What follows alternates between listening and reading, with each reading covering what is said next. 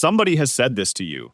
Standing in front of a strange dog, arm half raised, and a voice behind you says, "Don't be scared.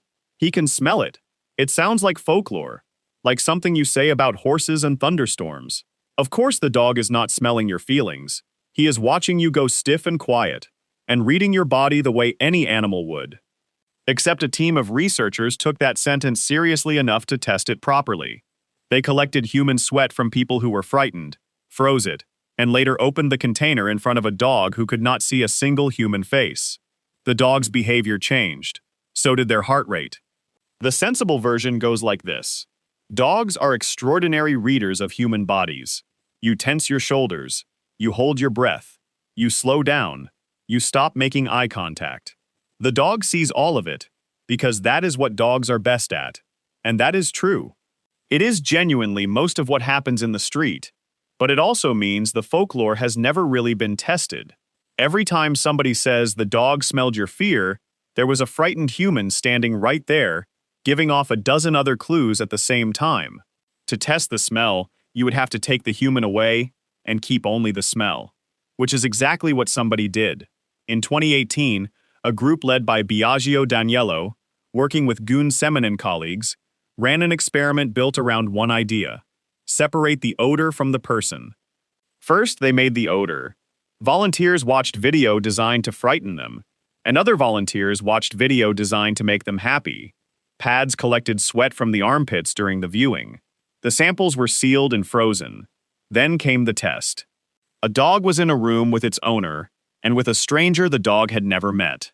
A container was opened, releasing one of the samples: fear sweat, happy sweat, or a neutral control. Nobody in the room, not the owner, not the stranger, not the person recording, knew which sample was in play. The dog's heart rate was measured throughout. Remember what is missing: no frightened person in the room, no face, no voice, no posture, no held breath. Just molecules from somebody the dog would never meet, collected on another day. The results split cleanly. With the fear odor, dogs showed more stress-related behavior, made less contact with the stranger, sought out their owner more, and their heart rate went up. With the happy odor, the pattern flipped. Dogs were more willing to approach the stranger. The unfamiliar person became less of a problem to them. There is also related work from Marcello Siniscalchi's group showing something even odder. When dogs sniff emotionally loaded material, they use their nostrils asymmetrically. Human odor collected from frightened people goes to the left nostril. The stress odor of another dog goes to the right one. Our emotions and their own arrive by different routes, and the brain sorts them apart from the first sniff. Stop and look at what this means, because it is easy to skate past. An emotion traveled from one species to another through a channel that the sending species cannot detect, cannot control, and does not know it is using. You can have complete command of your face. You can keep your voice level, your hands loose, your breathing even. Everything a person does when they are trying to seem fine.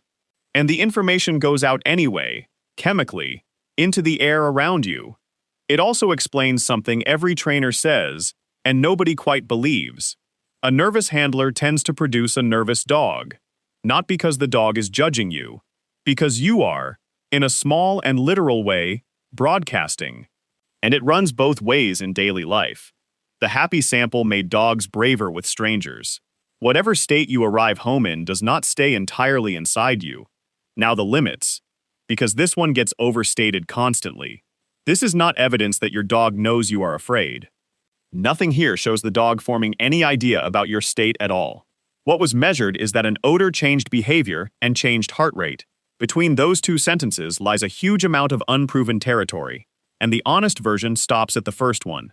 The practical scale matters too. Studies like this run with modest numbers of dogs, in one laboratory, under controlled conditions. That is how careful work on animals gets done, but it means the effect has been shown to exist, not measured for how strongly it operates on a real pavement, with real traffic, and a real stranger walking towards you. And the effect is not the whole explanation. In the street, your dog still has your posture, your grip on the lead, your silence. The smell is one channel among several, and probably not the loudest. So the old sentence turns out to be right, and wrong about the reason. Your dog is not divining your emotions. Your dog is receiving a chemical fact about your body, which arrives whether or not either of you wants it to, and which nudges how brave he feels about the stranger in front of him. Which means the useful advice is not, don't be afraid.